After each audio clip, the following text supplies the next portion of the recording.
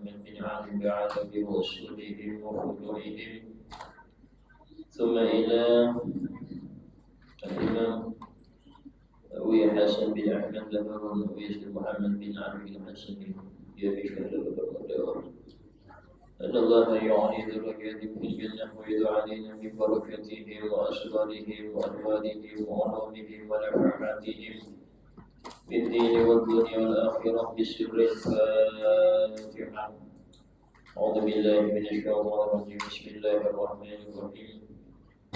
الحمد لله رب العالمين الرحمن الرحيم مالك يوم الدين. إياك نعبد وإياك نستعين اهدنا الصراط المستقيم صراط الذين أنعمت عليهم غير المغضوب عليهم ولا الضالين آمين. السلام عليكم ورحمة الله وبركاته. بسم الله الرحمن الرحيم. الحمد لله رب العالمين وبه نستعين على أمور الدنيا والدين. أشهد أن لا إله إلا الله وحده لا شريك له وأشهد أن سيدنا محمدا عبده ورسوله لا نبي بعده. اللهم صل وسلم وبارك وكرم وعظم ومجد على حبيبنا وشفيعنا وقرة أعيننا محمد وعلى آله وصحبه أجمعين. سبحانك لا علم لنا إلا ما علمتنا إنك أنت العليم الحكيم. رب اشرح لي صدري ويسر لي أمري واحلل عقدة من لساني يفقهوا قولي بجاه النبي وآله. قال الله تعالى وقل رب زدني علما.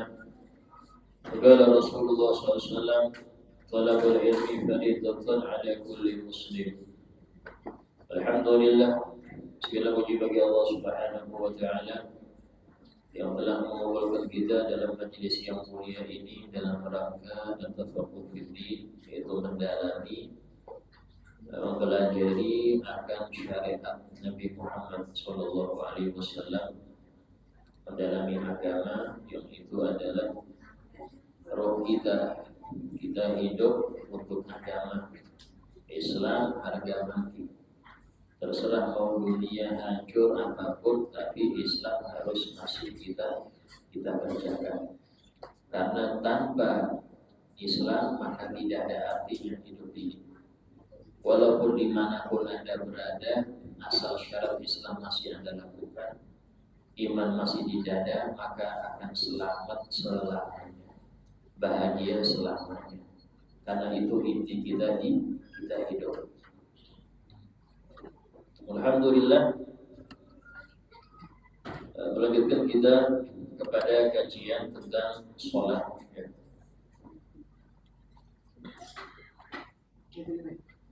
Yang mana kemarin telah kita bahas tentang syarat sah sholat. Syurut.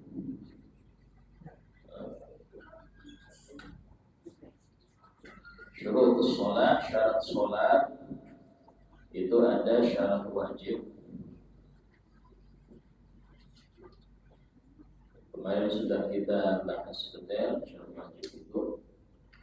Kemudian ada syarat sah. Ya, syarat sah. Artinya kalau syarat ini kurang, sholatnya tidak sah. Nah, kemarin kita bahas yang pertama Islam, ya.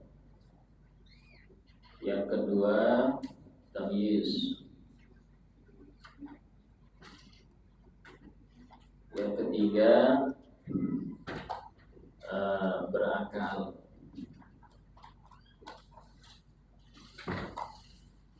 Yang keempat suci dari hadas, ya. Dan kita sudah bahas detail tentang hadas kecil, hadas besar. Yang kelima suci dari najis. Nah, najis ini kemarin telah kita bahas tentang najis. Najis itu apa? Telah kita bahas macam-macam najisnya dan tata cara menghilangkannya. Nah, apa yang suci dari najis itu? Yaitu jenis tempat kemudian badan, pakaian. Ya. Tempat ini apa arti tempat? Tempat itu adalah yang mengenai atau yang dikenai badan atau pakaian Anda ketika sholat. Sehingga dalam hal ini, ketika Anda sendiri sholat di masjid atau di musola sini, ya ini musola, ya Anda mungkin sholat di sini, maka Anda gak wajib memastikan suci ujung sana, ujung sini, semua satu musola gak wajib. Yang wajib Anda pastikan suci adalah yang terkena badan Anda dan pakaian Anda waktu sholat. Itu aja.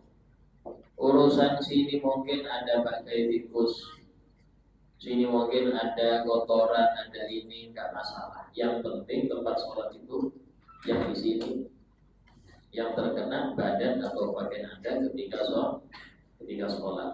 Ya.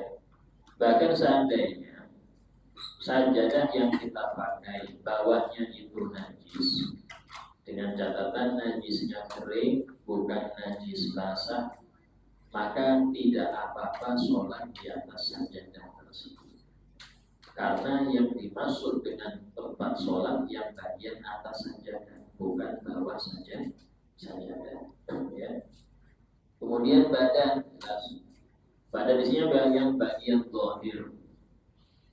Kalau bagian batin penuh najis, di sini ada darah, di sini ada kotoran, di sini ada nanah macam-macam, ada muntah macam-macam. Tapi selama belum keluar tidak masalah. Yang masalah kalau keluar. Kalau keluar berarti hukumnya najis dan wajib disucikan. Ya. Karena itulah orang tengah-tengah sholat muntah maka batal. Karena ada najis. Tengah-tengah sholat berdarah Ustaz. Kayak apa? Kalau darahnya sedikit dan keluar sendiri bukan disengaja, hukumnya tidak batal. Ya, keluar sendiri, contoh bisul pecah, bisulnya pecah, keluar sendiri dan sedikit, gak apa-apa, dimaafkan. Tapi kalau Anda tahu-tahu pencet jerawat sini, dipencet keluar darahnya, ya nah batal. Karena dengan sengaja, bukan dengan sendiri, dengan sengaja. Ya Pak, kalau mukul nyamuk, ya batal mukul nyamuk. Mukul nyamuk batal dari beberapa sisi. Pertama, gerakan memukul itu membatalkan sholat. Satu gerakan tapi mukul batalkan sholat. Ya. Yang kedua, tangan Anda kena najis, minimal bangkai, dan itu sengaja batal sholat. Jadi dua ini sudah bikin batal sholat. Ya. Kemudian pakaian di sini mulai pakaian dalam, pakaian luar, pakaian pelengkap, semua harus suci dari najis. Pelengkap di sini seperti ini pelengkap. Ya. Bagian luar, ya kaos itu bagian dalam, itu harus suci, ya. Nah, seandainya baru ngerti ada najis habis sholat kayak apa, habis salam, ya baru ngerti ada najis. Contoh di kantongnya dia lihat ada bangkai semut, wajib diulang sholat. Dia ambil itu bangkai, dia buang. Apakah wajib cuci tangan Ustaz? Kalau kering nggak perlu, kecuali tangan ada keringetan. Kalau ada tangan keringetan pegang bangkai wajib cuci. Sama seperti menemukan kotoran cicak yang sudah kering, sudah 3 hari di kantong, sudah nggak tahu kapan hitungnya itu. Yang penting sudah kering. Kalau tangan kering, maka gak najis tangan. Tapi kalau tangan basah, maka najis, wajib dicuci. Ya, dan wajib mengulang sholat. Apakah ulang wudhu? Nggak perlu, karena kena najis nggak batal wudhu. Kena najis nggak batal wudhu. Dia cuma membatalkan sholat. Kalau dapatnya itu tengah-tengah sholat kayak apa? Tengah-tengah sholat, ya, kalau tahu ada kotoran cicak jatuh, maka wajib dia hilangkan langsung tanpa memegang najisnya. Kalau dia jatuh, selesai, lanjut. Nggak jatuh, sudah batal. Bolehkah saya pegang tuh? Pegang tambah lagi. Sudah najis pakaian sampai najis tangan lagi, sama aja. Tidak boleh. Nah, kecuali kalau seandainya kena lidah nih, langsung buang lidah. Kena sarung, Ustaz. Kalau pakai celana panjang, copot sarungnya. Ya, tengah-tengah lanjut sholat apa-apa. Nah itu kalau seandainya bisa dibuat. Ya. Termasuk yang membatalkan kalau seseorang itu memegang sesuatu yang nyambung dengan najis. Dia memegang sesuatu yang nyambung dengan najis. Contoh, dia megang tali. Tali ini nyambung dengan najis, batal sholatnya. Karena dia memegang. Beda kalau dia injek itu tadi. Berarti bukan dia tempat nyambung dengan najis gak apa-apa. Karpet ini nyambung dengan bangkai di situ gak apa-apa.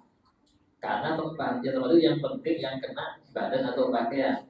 Walaupun kiri kanan najis gak masalah. Ya. Tapi kalau ada pegang ini bermasalah. Sama dengan orang ketika sholat bawa bayi yang berbobok. Bayi yang berbobok. Dan bobok yang mulai tadi malam ini sholat subuh. Pasti ada isinya, ya kan? Semalam sudah. Berarti gak sah, batal sholatnya. Karena dia memegang sesuatu yang nyambung dengan najis apa bobok. Nah, tapi kalau saya ada sholat, dia nempel aja megang kaki Anda gitu. Tidak apa-apa, karena bukan megang. Bukan megang. Yang menjadi masalah, ya apa kalau saya sujud, dia di atas pundak saya. Atau ketika saya tahiyat, dia ngerangkul, gini aja, pakai koala gitu. Apakah itu batal? Ada yang mengatakan tidak batal. Kenapa? Karena Anda tidak membawa. Dia tanpa sengaja megang Anda. Beda kalau Anda sengaja gendong. Ya, termasuk anak laki-laki yang belum sunat walaupun nggak pakai popok. Itu kalau Anda pegang tengah-tengah sholat, Anda batal. Kalau dia cuma nempel aja, tapi dia nggak ada pegang tengah-tengah sholat, nggak apa-apa. Kapan bisa pegang Ustaz? Ya, waktu mungkin dia terlalu jauh kan sunat. Kalau terlalu jauh kita pegang dia, kita tarik dia rapat sunat. Nah pas yang dipegang belum kita batal. Karena Anda memegang sesuatu anak yang nyambung dengan najis apa? Kulumnya belum dipotong sehingga sisa air kencing masih tersimpan di situ. Ini penting ya. Jadi yang belum sunat sesegera mungkin disunat ya. Itu di bawah. Ini batal ya. Ini hukumnya orang yang megang anak belum kalau cuma nempel aja, dempet apa-apa. Karena tidak megang. Ini bedanya megang sama sentuhan. Kalau sentuhan kan laki perempuan bersentuhan, walaupun gak sengaja, batal wudu. Karena ketemu kulit dengan kulit. Ya. Tapi kalau urusan khitan itu sentuhan gak apa-apa. Yang gak boleh memegang. Ini bedanya megang sama nyentuh. Kalau bahasa Indonesia sama aja. Bahasa Indonesia sama aja, bahasa Indonesia ya. Tapi kalau bahasa Arab beda. Gobet sama mas itu beda. Mas saya musuh bersentuhan. Kalau khobat yang itu memegang, ini yang bikin batal. Ya. Termasuk seumpama dia pakai mic nih, yang pakai kabelnya nyambung ke ampli. Di ampli itu ada kotoran cicak di situ. Nah, dia pakai mic sholat jadi imam. Ini ada kabel nyambung ke ampli, amplinya ada kotoran cicak, batal karena dia nyambung dengan najis. Ini nyambung dengan pakaian, ini kan dipakai, bukan tempat. Ini hukumnya pakai kan ada pakai. Nyambung dengan ampli itu ada najisnya. Selesai. Jadi diperhatikan ampli harus suci. Kecuali kayak ini enak, gak ada kabel lah. Gak ada kabel. Ya. Termasuk yang disyaratkan suci ini untuk khotib Jumat. Syaratnya khutbah biar sah, tempatnya harus suci. Jadi harus dilihat, jangan sampai tempat khotib itu ada najis. Najis gak sah khutbah. Kalau khutbah ulangin Jumatan. Ya, ini repot. Kalau sudah ada najis ini bahaya. Ya. Nah, kemudian yang keenam, ya, satrul aurat, nutup aurat. Ya, nutup aurat. Nah, aurat laki-laki untuk dalam sholat antara pusar sampai lutut. Jadi kalau laki-laki sholat pakai kolom 3/4 aja, fikih bilang sah. Ya, 3/4 aja. Yang penting kan pusar sampai lutut ketutup. Kayak gini, tidak mau saya jadi makmum. Tidak mau saya keluar dari masjid saya pakai ini. Ini ahli fikih, ngerti fikih dia. Iya, tapi nggak punya adab. Dia ngadep bupati rapi, ngadep Allah kayak model. Ya, memang fikih ini ada kalanya nggak peduli tentang dosa. Fikih ini yang penting sah. Orang wudhu pakai air tetangga, nggak ngomong. Ya, keran tetangga nggak ngomong, dia pakai wudhu. Wudhunya sah. Fikih nggak mengatakan batal, wudhunya sah, tapi dosa. Karena dia pakai air tetangga nggak ngomong. Sholat, tapi pakai baju hasil korupsi. Ya kan kalau dipakai ibadah, insya Allah diampuni Ustaz. Ini repot. Menang togel, nyumbang masjid, jadi hati-hati. Ini bukan dapat pahala, dosanya double. Sudah ngerti barang najis kok dijadikan untuk hal yang suci, double dosanya. Mending dia pakai, dia buang kan, beli apa kan, jangan taruh masjid, double dosanya. Sudah ngerti uangnya itu buat masjid. Sama orang kalau sholat pakai pakaian yang dia beli dengan uang hasil haram, sholatnya sah, tapi dosa. Dan dia gak mungkin diterima sholat itu, gak mungkin diterima. Kalau gak perlu kodok, ya karena sudah sah, tapi gak dipakai pahala. Yang ada dapat dosa. Itu urusan fikih. Dan itulah fikih sama tasawuf harus bersinergi. Gak boleh salah satu. Fikih saja gak tasawuf seperti yang ini modelnya. Tasawuf saja gak ada fikih pasti rusak. Mau dia jangan ngerti fikih, dia mau baik. Orang gak ngerti fikih pasti gak berhasil. Karena fikih ini aturan. Berarti dia gak pakai aturan. Sholat dia gak pakai aturan. Padahal yang penting ingat ini kan khusyuk. Ya khusyuk lo gak sholat ya apa? Mereka bilang ya sudah sampai gak usah makan. Bayangkan aja makanan kenyang. Yang ada mana mau dia? Ya makan lah biar sama. Pada balik sholat gak cukup cuma bayangkan sholat. Kerjakan sholat itu, gak cukup bayangkan sholat selesai, bisa. Ya, untuk aurat ini demikian. Nah, untuk laki-laki, untuk perempuan, seluruh badan kecuali wajah dan telapak tangan bolak-balik ini boleh tersingkap. Ya.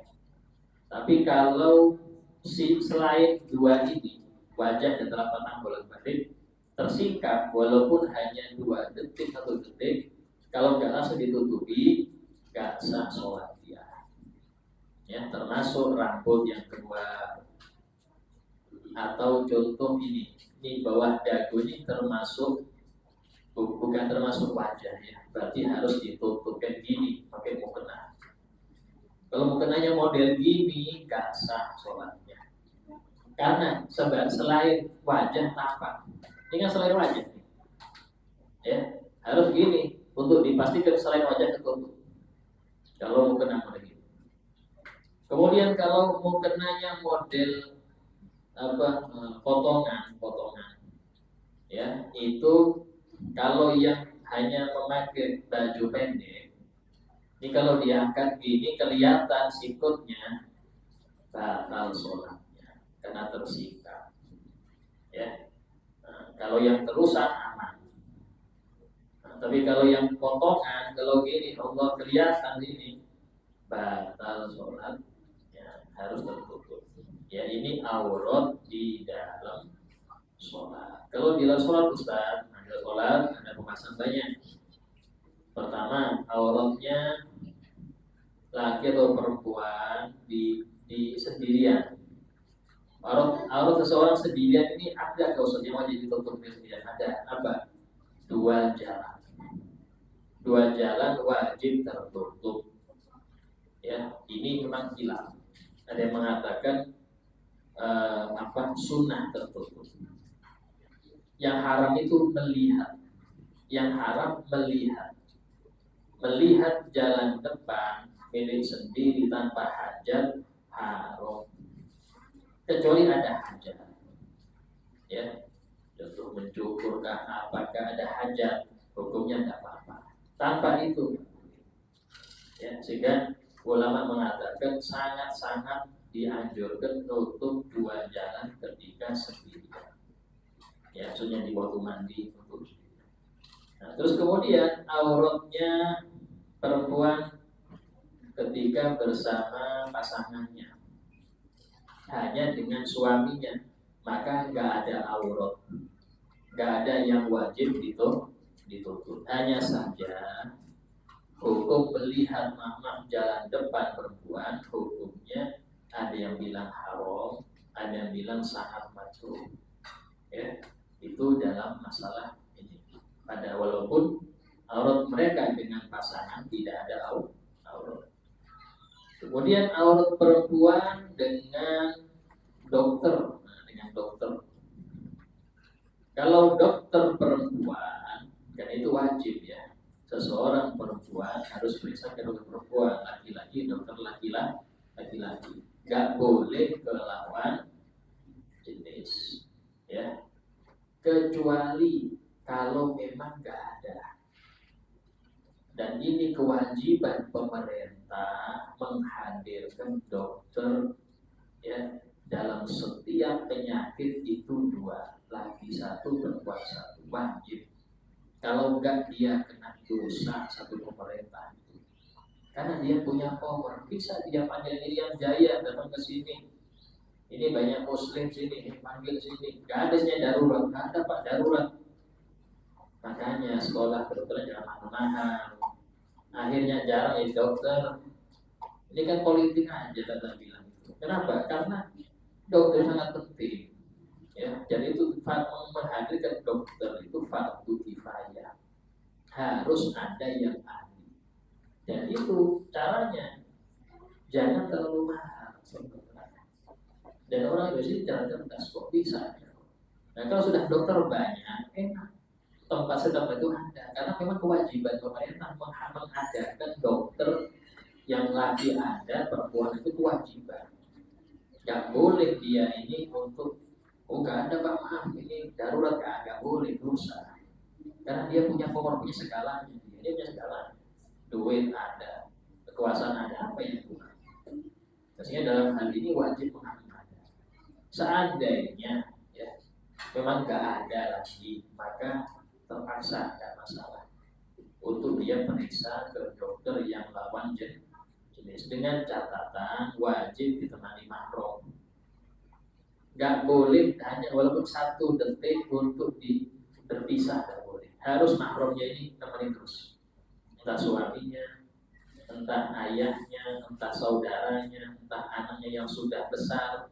Ini kalau anak bayi ya gak bisa dimahram. Ini kalau anak bayi saja gak percuma kalau anak bayi. Yang bisa menjaga itu harus. Ya, kalau dokternya bilang maaf, gak boleh masuk slide pasien. Ini akan aja itu. Gak usah itu entah, gak boleh patuh itu. Apa masalahnya? Ya, kita bukan melawan, bukan. Tapi syarat nomor 1. Syariat nomor 1. Anda boleh menabrak aturan manusia kalau dia menabrak aturan Allah. Ini rumusnya Pak. Silahkan Anda tabrak aturan manusia kalau dia menabrak aturan Allah.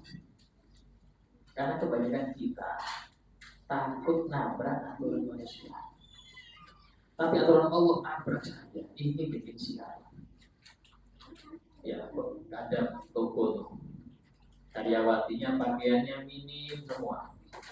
Ya, dia takut memakai jilbab karena aturannya yang punya toko harus gitu. Tabrak, ini dipecat dan apa? Rezeki Allah yang jamin bukan dia.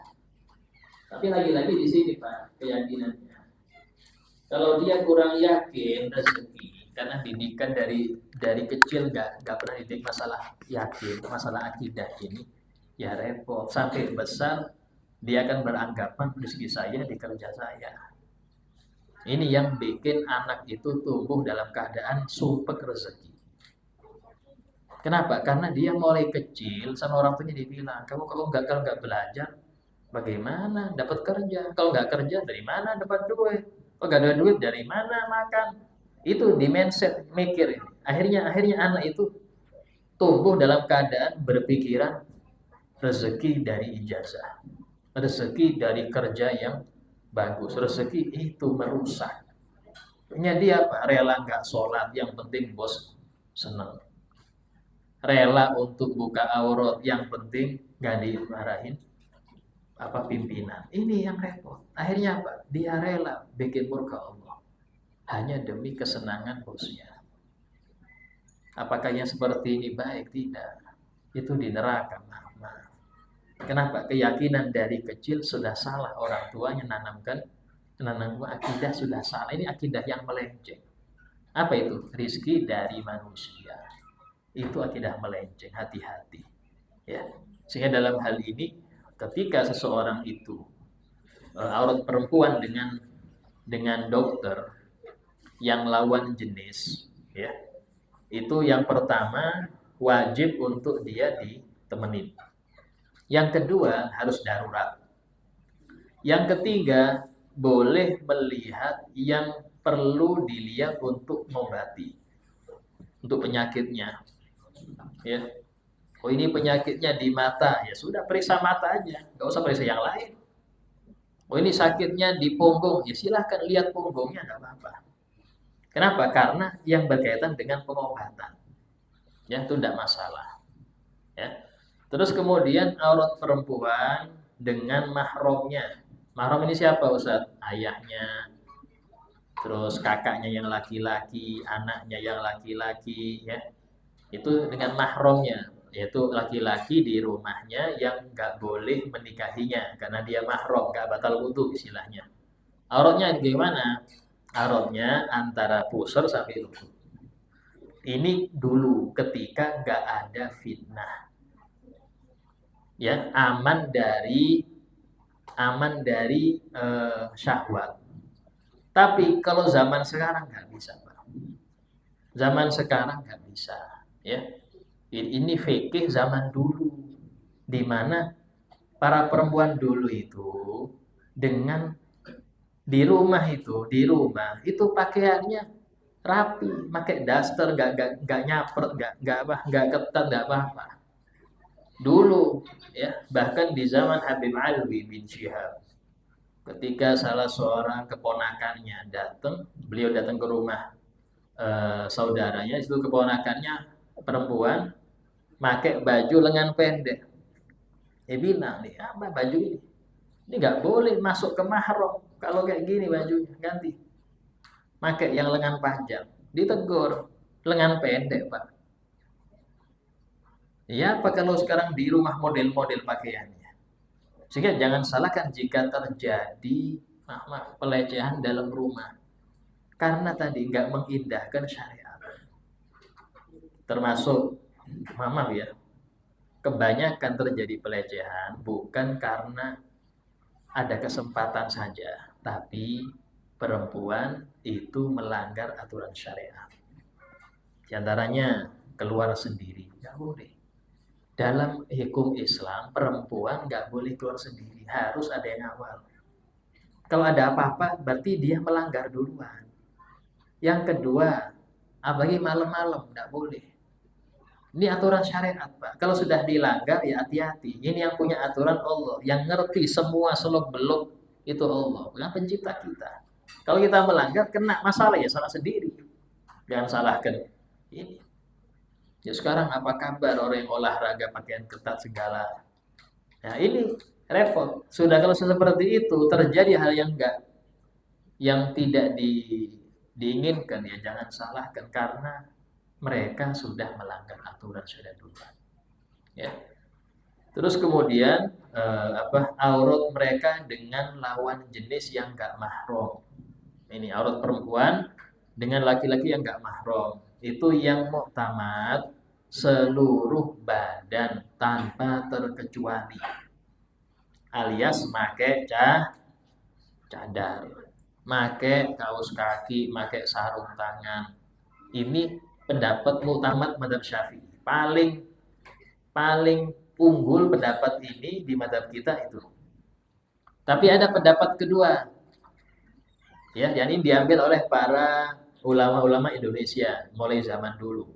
Apa itu? Aurat perempuan di depan laki-laki yang enggak mahram pas keluar rumah atau apa, itu sama kayak aurat mereka dalam sholat.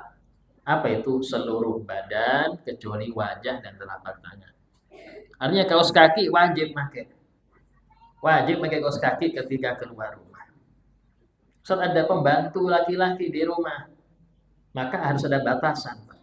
Tidak boleh dia nyelonong ke dapur, tidak boleh. Ada batasan tempat batas dia. Ya, dan ini penting.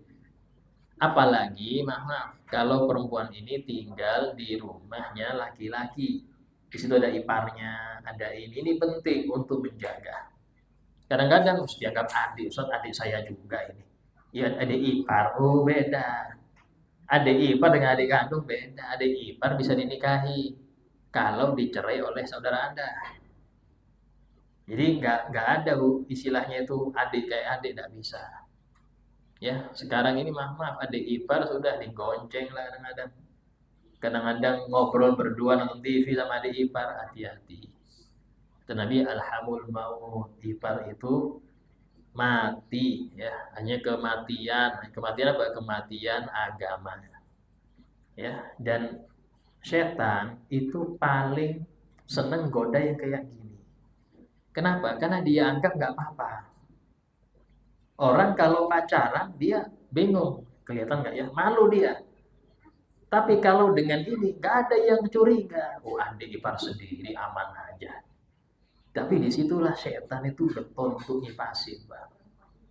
Getol untuk goda di sini setan itu, karena merasa dirinya nggak salah apa-apa, saya nggak apa-apa.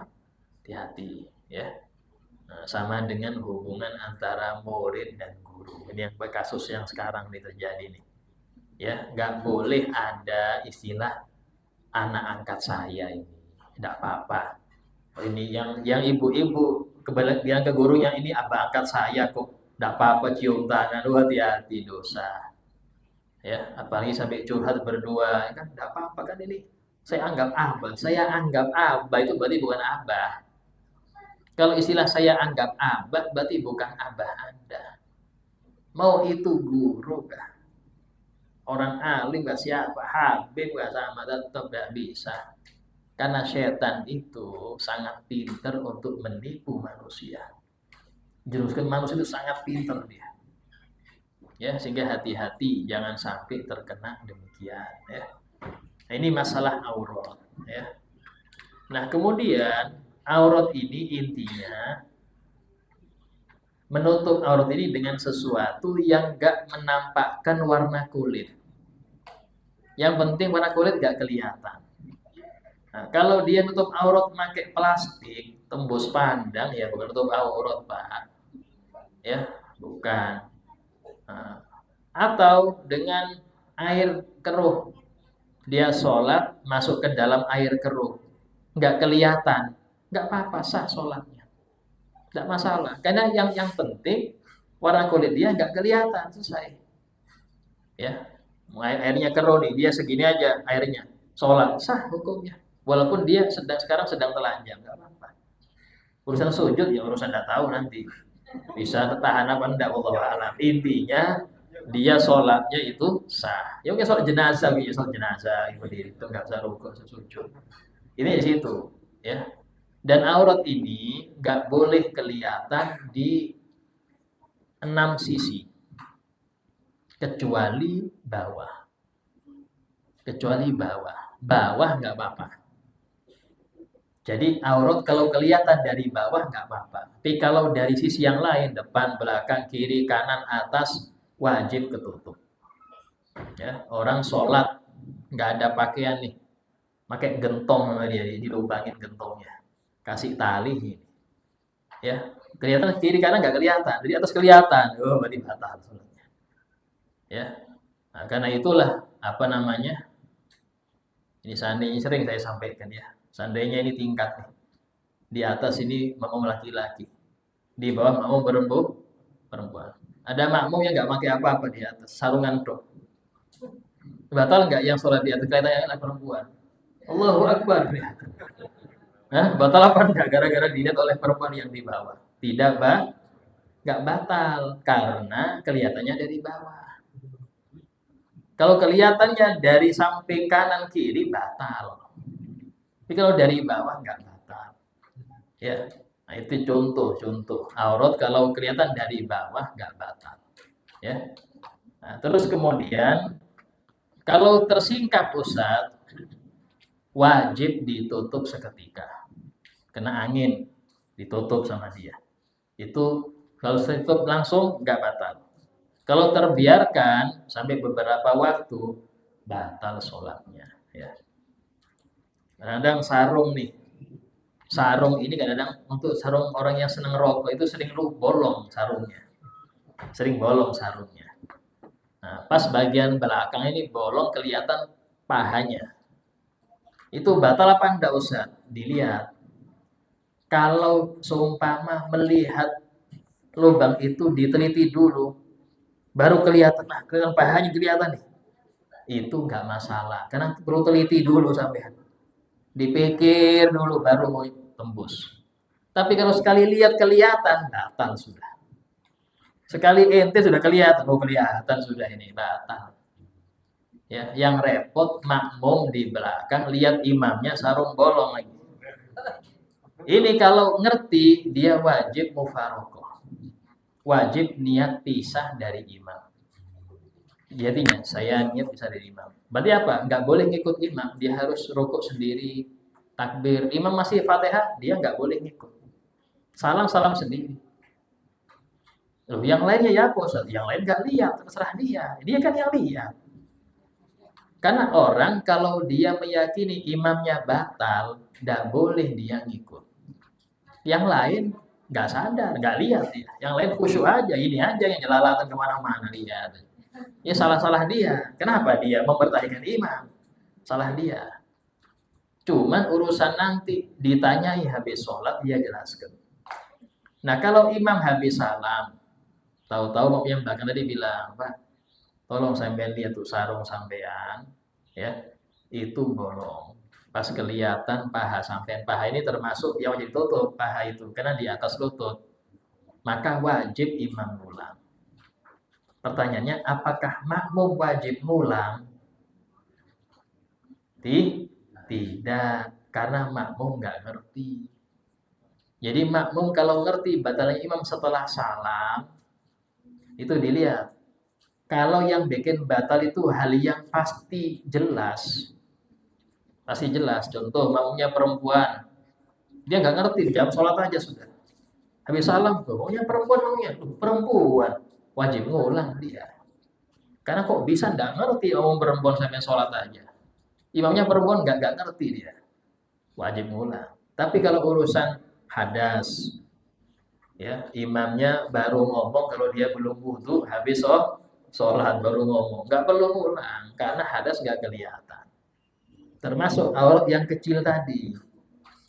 Beda kalau imamnya dari awal celana pendek, nggak ada alasan sampai nggak ngerti, wajib ngulang kalau ngertinya habis sholat. Ini penting ya. Agak bingung memang ini masalah ini ya. Nah, intinya ini tuh nggak perlu ngulang dia. Terus yang ketujuh, ya, ngadep kiblat. Ini kita pakai bahasa sederhana ya. Saya males nulis masalahnya orangnya. Ngadep kiblat, ya. Ngadep kiblat ini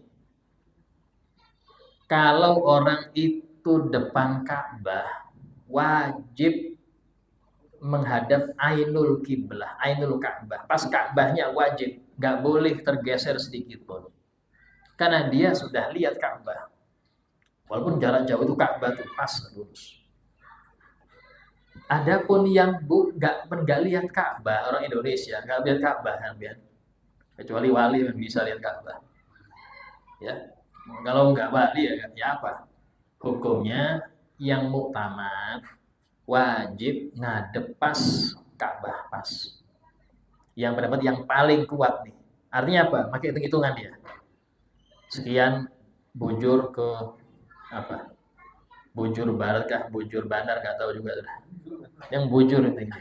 Ini sekian derajat ngadep sana. Ya, nggak boleh meleset sedikit pun. Pendapat yang utama. Dan ini mengakibatkan sekarang sebagian masjid ada yang geser ke kanan. Ya, nah, dulu saat masjid sini dulu saya tahunya ngadepnya sana semua. Kok ini sekarang miring segini semua?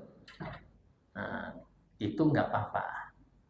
Karena dia pakai yang paling muktamad. Apa? Terjadi pergeseran di pulau-pulau Indonesia ini terjadi pergeseran. Akhirnya arah kiblat ke sana dikit. Ya, tapi ingat kalau sudah imamnya geser, makmum juga geser juga. Jangan makmumnya lurus, imamnya geser. Ini repot. Kenapa repot? Karena makmum nganggap imamnya batal. Imamnya kok melenceng gini dari jalan yang lurus. Wah. Maka nggak sah kayak gini. Bisa jadi nggak sah. Ya, sehingga imamnya itu usahakan sesuai dengan makmum.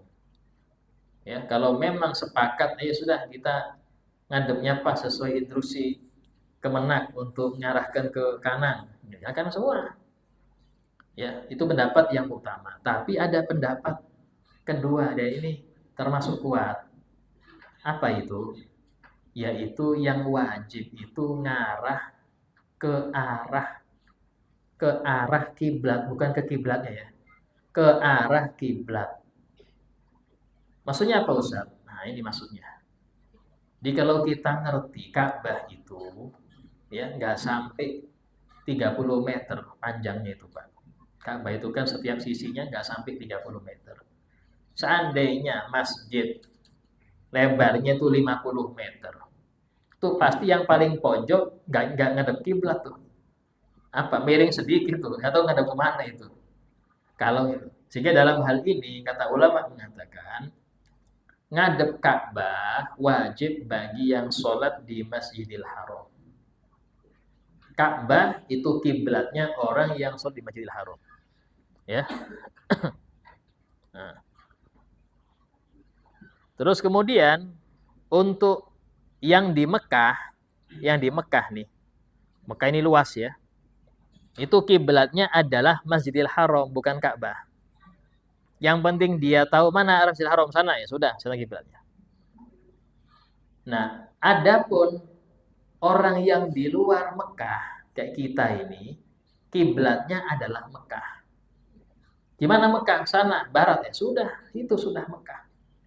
Walaupun kita miring dikit, miring banyak, yang penting Mekah sana, selesai. Dan itu nggak perlu ngerubah posisi kiblat. Ya, masjid dibangun mulai tahun 1930. Sampai sekarang tetap lurus, nggak masalah. Karena pakai pendapat kedua. Karena itulah jangan bingung. Sholat masjid sini kiblatnya baru. Yang sini dari dulu nggak berubah. Mana yang benar? Dua-duanya benar. Terus mana yang salah? Yang nyalahkan. Itu aja. Yang salah yang nyalahkan. Ini batal ya dia yang salah. Ya, dua-duanya benar. Jangan dianggap salah ya.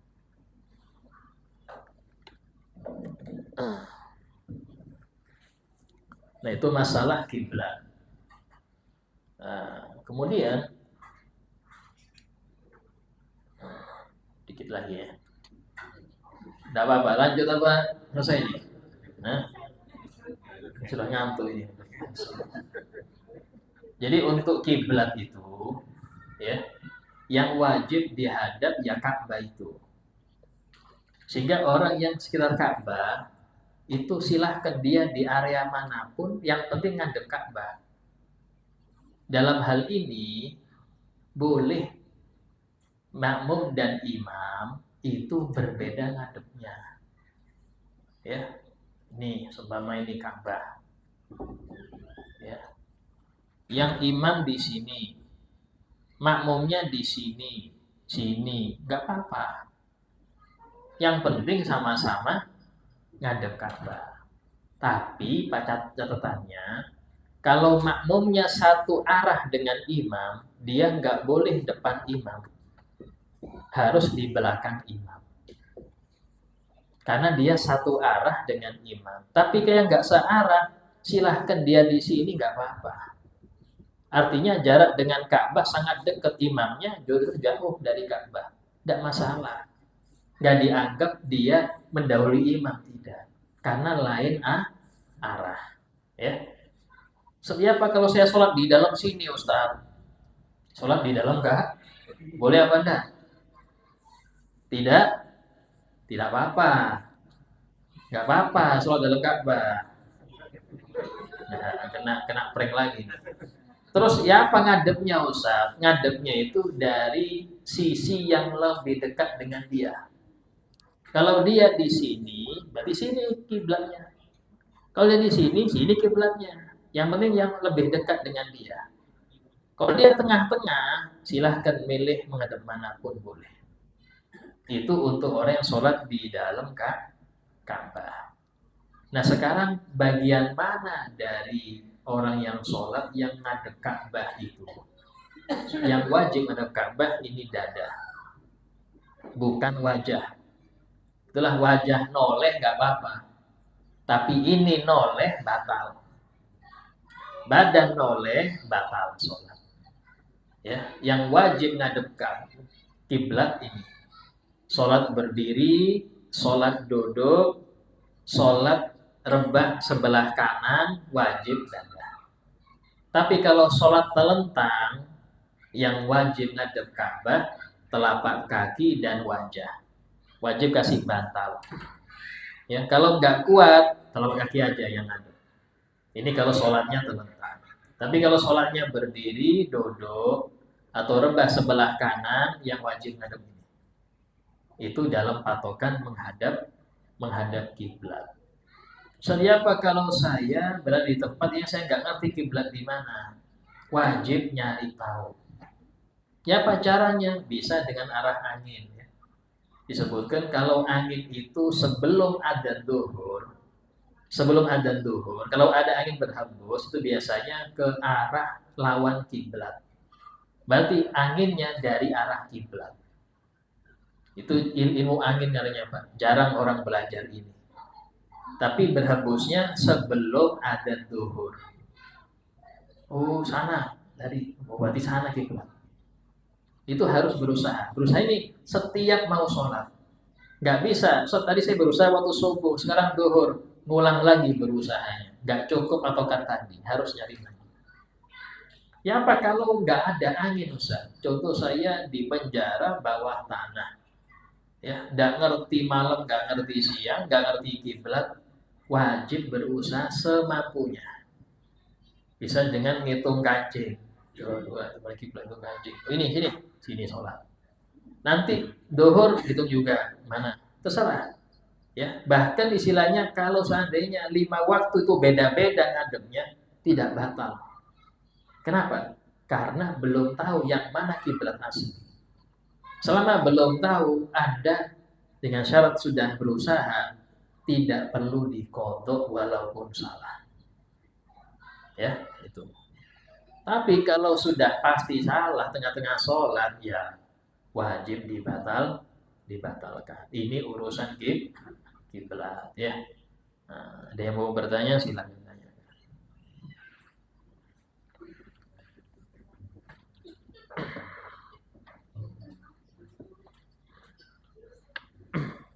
Ya, silahkan.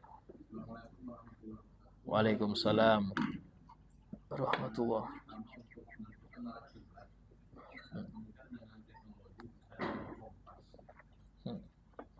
Ketika kompas masing-masing dipegang, ini selisih itu Ya, kedua ketika kadang baju tersingkap meskipun sudah fix apakah batal. oh iya. Ya, masalah kompas ini juga bisa jadikan patokan ya. Walaupun kompas kiblat, karena kompas kiblat itu sejatinya kayak kompas utara selatan kutub. Bedanya jarumnya di awal disetel ke arah barat tapi miring sedikit jarumnya. Jadi walaupun ini arah kutub utara selatan karena pakai magnet dia, tetap jarumnya itu ke arah kiblat Ka'bah. Dan ini seandainya berbeda ya. Itu kalau hanya sedikit aja bedanya, hanya sekian derajat, bedanya sedikit tidak apa-apa. Berarti sama-sama berfungsi. Tapi yang repot kalau yang sini bilang sana, sini bilang situ, ada yang rusak berarti. Ada yang rusak. Nah, terus yang paling afdol kompas itu ya bukan dari HP. Kalau dari HP bisa rusak, Pak. Apalagi mungkin setelannya nggak pas, repot itu. Nah, tapi kalau yang dari apa asli itu, ya kompas asli, ada itu yang dari besi itu. Nah, itu kemanapun saya cek beberapa kali ke masjid-masjid mana saya bawa itu pasti ngarah pas itu. Jadi saya pakai itu dimanapun. Karena beberapa masjid saya coba, mau di Kalsel, mau di sini saya coba, pas mengarah ke tempat imam memang. Nah, tapi kalau yang model HP, aplikasi, itu ada kalanya kalau sinyal nggak baik, rusak, nggak bisa jadi patokan. Tapi silahkan, bisa juga seperti itu. Ya, ini kalau memakai kompas tadi. Terus kemudian, kalau tersingkap hanya sedetik langsung ditutup, tidak masalah. Ya, yang agak perlu saya kasih tahu, itu yang sering laki-laki biasanya pakai kaos terlalu pendek. Celana levis, kaosnya kependekan. Biasanya kalau sudah rukuk, punggung yang punggungnya yang di bawah pusar istilahnya, ya itu kelihatan batal sholat. Jadi kalau pakai celana levis, kaosnya dimasukkan, sehingga walaupun dia gini nggak kelihatan. Tapi kalau kaos yang pendek ketarik, Pak, ketarik kelihatan batal. Ya ini penting untuk diperhatikan ya. Yang lain, oh iya. Salam.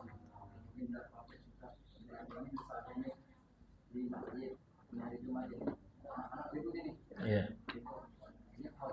Karena ibaratnya itu jamaah ada yang gol dari yang gol, tapi posisi khotib ini mana gol? Gimana hukumnya? Iya. Iya. Yang makruh yang dianjurkan untuk diam ketika khotib khutbah. Nah, ketika khotib belum khutbah, ya itu tidak apa-apa negur. Bahkan apalagi khotibnya sendiri yang negur, tidak masalah. Tapi kalau khotib tengah-tengah khutbah negur, nggak baik. Karena bukan ranahnya di situ. Bukan ranahnya. Karena itulah disebutkan oleh Bilal itu apa itu? Ansitu wasma'u wa ati'u. Ansitu diamlah. Wasma'u dengarkanlah. Bahkan hadisnya jelas. Idza qulta li sahibika yaumal jum'ati ansit wal imamu yaktubu faqad lawu. Jika engkau berkata kepada teman sebelahmu Diamlah. Bilang ke teman sebelahnya, diam. Jangan rame, diam. Wal imamu yakhthub. Sementara imam sedang khutbah, Anda bilang diam. Faqad laghaw. Kamu sudah berbuat sia-sia. Gak ada gunanya, gak ada pahalanya. Artinya apa? Lanjutannya, faman laghaw fala jum'atalah. Yang berbuat sia-sia gak ada Jumatan tuh dia. Artinya pahala Jumatan gak ada. Termasuk sia-sia dalam hadis Nabi bersabda, man la'ibal haso faqad laghaw. Orang yang main-main kerikil, dia berbuat sia-sia. Apalagi main game atau khutbah, buka Facebook tengah khutbah, ini dosa. Jangankan itu, berzikir pakai tasbih, khutbah bertasbih, makruh. Taruh tasbih ada waktunya, Pak. Jangan waktu khutbah saya bertasbih. Baca Quran waktu khutbah, makruh. Salat sunnah khutbah selain tahiyatul masjid, haram. Haram. Dia masuk aja dari awal nih. Tahu-tahu khutbah ingat, oh iya tadi saya belum qodok subuh tadi. Subuh haram. Yang boleh sholat ketika khutbah cuma yang baru masuk masjid. Dia baru masuk masjid, khutbah, boleh dia sholat tahiyatul masjid. Dia aja yang boleh. Kalau sudah dari awal dia di masjid, nggak boleh dia berdiri. Nggak boleh. Dosa dan nggak sah sholatnya. Ya. Nah, ini untuk urusan khutbah. Apalagi yang ngobrol, ya. Cuman untuk maslahat, tidak apa-apa panitia masjid itu, ya, ngatur soft orang-orang ketika khutbah. Pak maju Pak, ayo khutbah, tidak apa-apa, maslahat. Kenapa? Karena sering imam takbir tengah-tengah bolong. Gara-gara yang belakang sudah takbir duluan. Yang sini mau maju ketutup sudah, kena portal. Akhirnya soft depan, nah 3 soft di belakang soft depan itu bolong. Itu sering didapetin kayak gitu. Gara-gara yang belakang malas maju. Jadi kalau nggak diatur waktu khutbah nggak bisa, sehingga tidak masalah. Untuk yang ngatur-ngatur soft tuh, ya dia ngomong, ayo maju. Waktu khutbah tidak apa-apa. Kalau memang nggak tanpa ngomong nggak usah ngomong. Cukup diarahkan isyarat, nggak tanpa bicara, ya. Atau negor anak-anak yang rame ngobrol, nggak apa-apa. Waktu khutbah negor, nggak masalah. Kenapa? Karena dia mengganggu jalannya khutbah. Bawa anak kecil waktu Jumatan, kalau ngerti adab anak kecil ini, silahkan dibawa. Kalau nggak ngerti jangan. Kenapa? Ganggu orang Jumatan. Tuh dia nggak wajib juga Jumatan, Pak. Besok kita biasakan dia biar biasa Jumat. Iya, tapi ganggu yang lain. Ganggu yang lain kecuali Anda bisa untuk menghandle dia. Silahkan bawa. Kalau nggak bisa menghandle, bawa ke masjid, dilepas saja. Bapaknya soft depan, anaknya nggak tahu kemana, sudah keliling kemana. Nggak boleh. Ini yang sering terjadi, ya. Sehingga harus ada panitia masjid itu yang mengurusi khusus anak-anak. Itu harus ada. Ya, seperti itu. Bahkan kata guru saya, kalau memang ramenya anak-anak itu waktu sholat, waktu khutbah dia tenang. Kenapa? Diawasi orang banyak.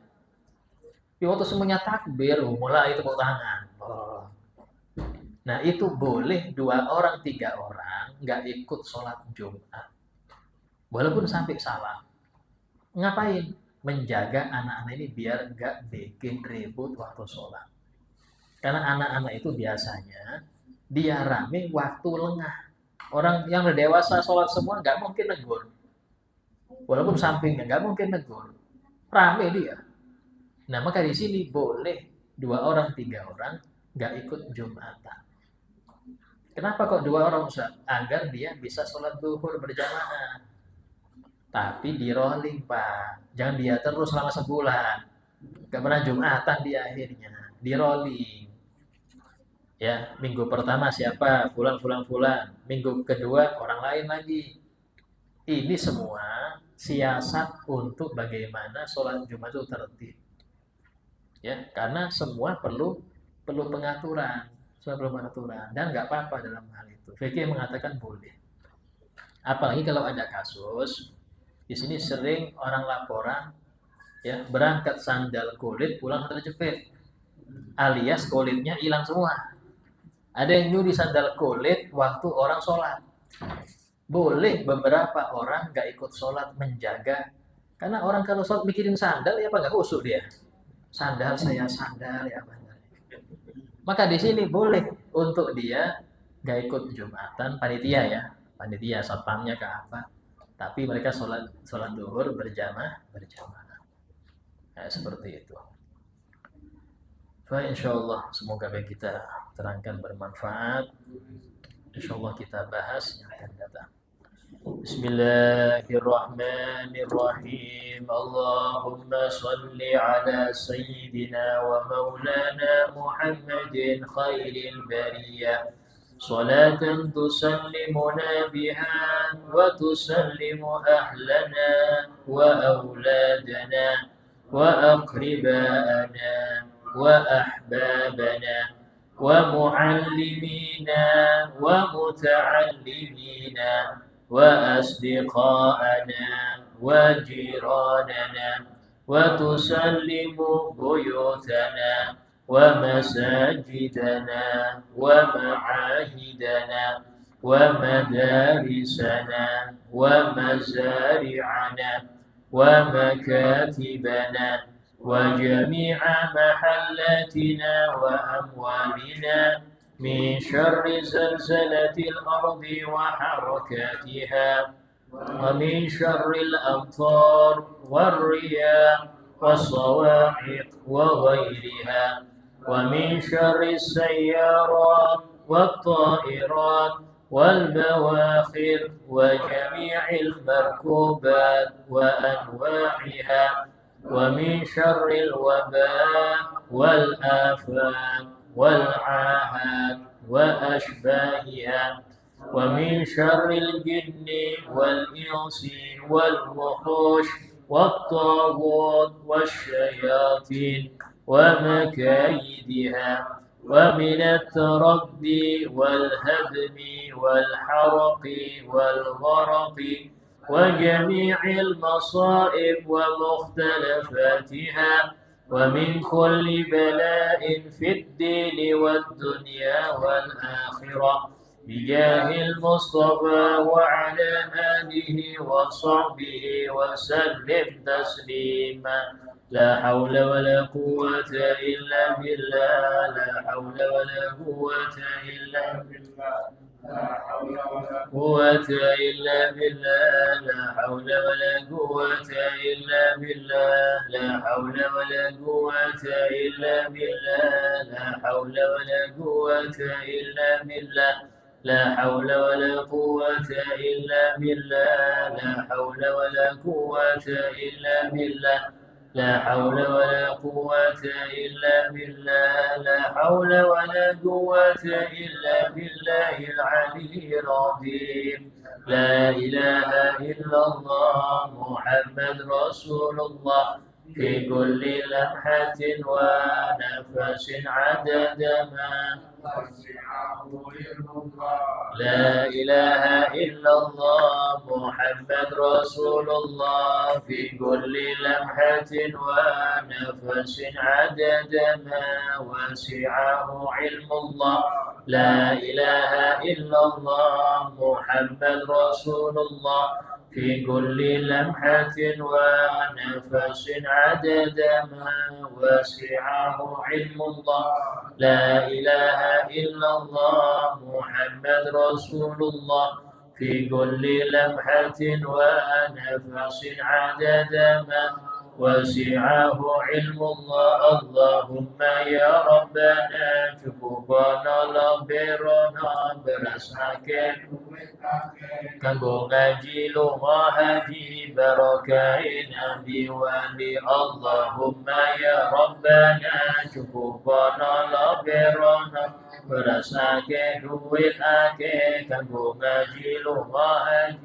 barakaina biwali Allahumma ya Rabbana cukupono beras ake duit ake kanggo ngaji lunga haji barakaina biwali Allahumma ya Rabbana cukupono loberono beras ake duit ake lunga haji barakaina biwali Allahumma salli وسلم على سيدنا محمد صاحب البشرى صلاة تبشرنا بها وأهلنا وأولادنا وجميع مشايخنا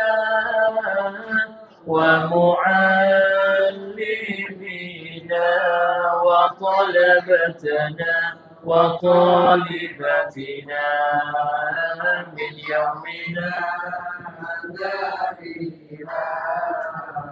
يوم الآخرة اللهم صل سيدنا محمد سيد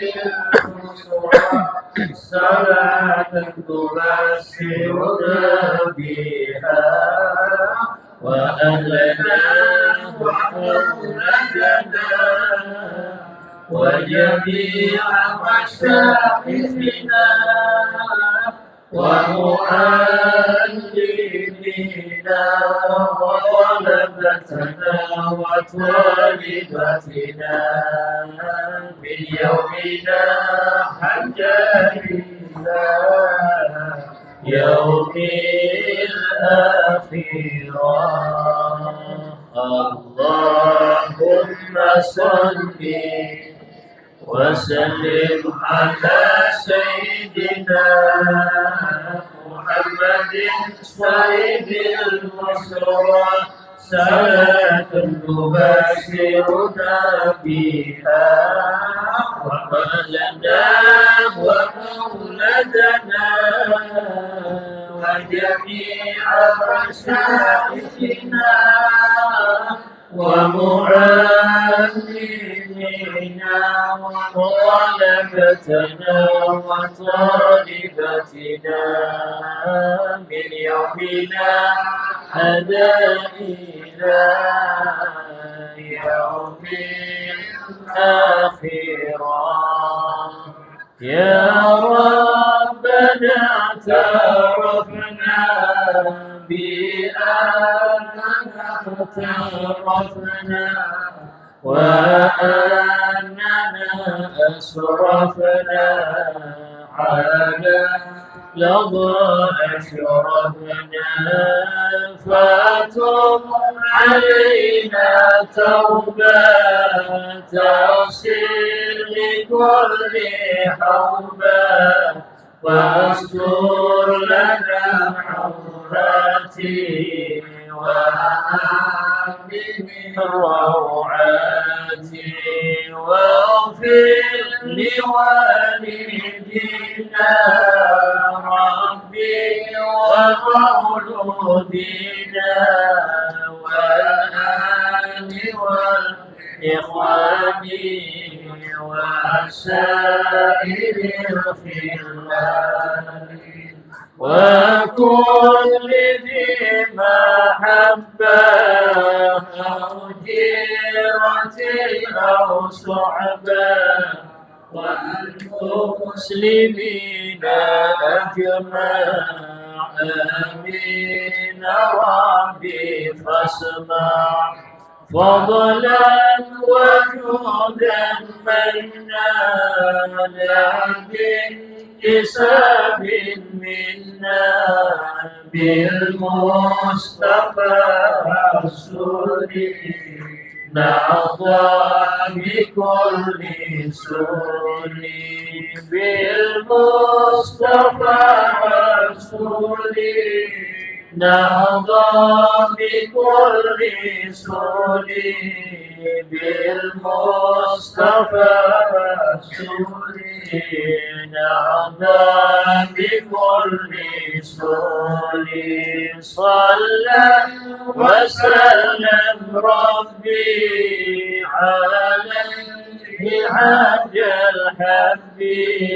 وآله وصحبه عجب طشي صحبي والحمد لله في غالي وتنهي حمدا كثيرا دائما هبت النسائم سبحانك اللهم وبحمدك أشهد أن لا إله إلا أنت أستغفرك وأتوب إليك السلام عليكم ورحمة الله وبركاته